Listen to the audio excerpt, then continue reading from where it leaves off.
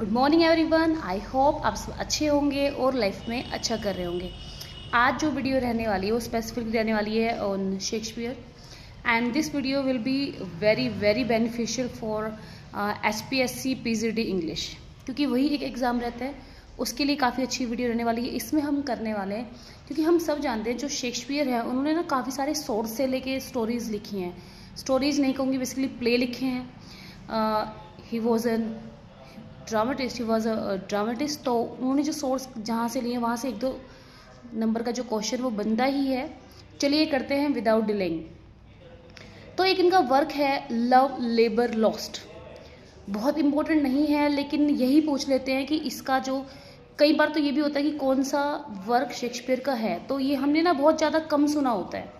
ठीक है, तो जो लव लेबर लॉस्ट है ये एक एडेप्टेशन है। एडेप्टेशन ना थोड़ा सा हम शॉर्ट मीन थोड़ा सा चेंज करके हम उसको एडेप्ट करके लिख लेते हैं।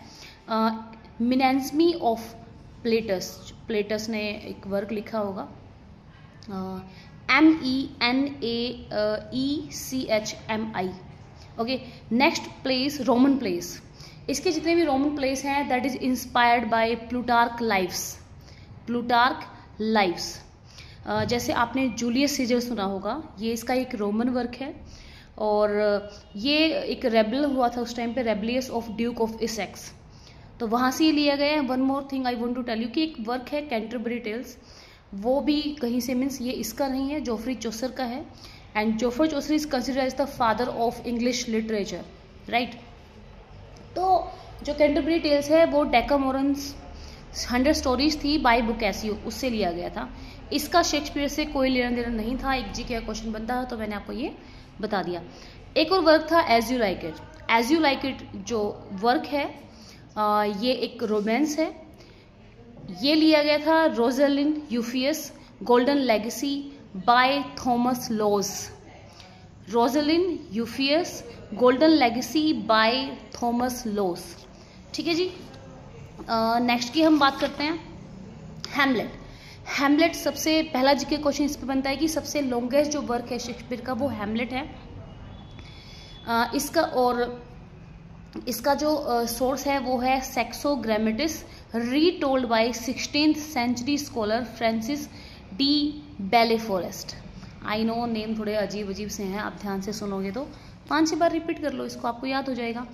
जो हैमलेट है लॉन्गेस्ट वर्क है और इसका जो इंस्पिरेशन कहाँ से मिली थी, Saxo Grammaticus retold by 16th century scholars Francis de बेलेफोरेस्ट।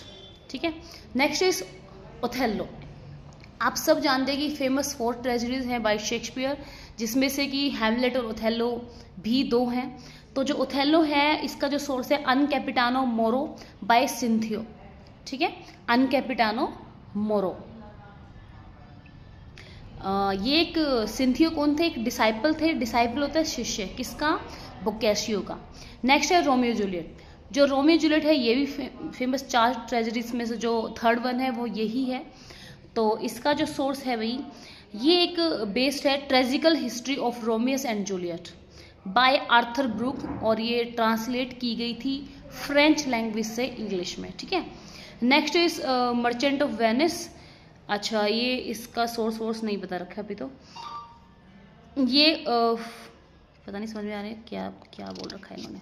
चलिए जी, हाँ बोकासियो की बात करूँ, ये फर्स्ट स्टोरी थी ऑफ 4th डे, किसकी, il Pecorone I don't know what is this, Giovanni Fiorentino collection of novella, यहाँ से ये ली गई थी। ध्यान सुनिएगा, फर्स्ट स्टोरी थी 4th डे की, किसकी, Il Pecorone, Giovanni Fiorentino and collection of novella. Next Antony and Cleopatra, Roman play है। Life of Antony by Plutarch as translated by Thomas North. ध्यान से सुनिएगा, Antony and Cleopatra, life of Antony by Plutarch, और ये translate किसने की थी, translate by sir Thomas North. ठीक है, तो आज के लिए इतना ही।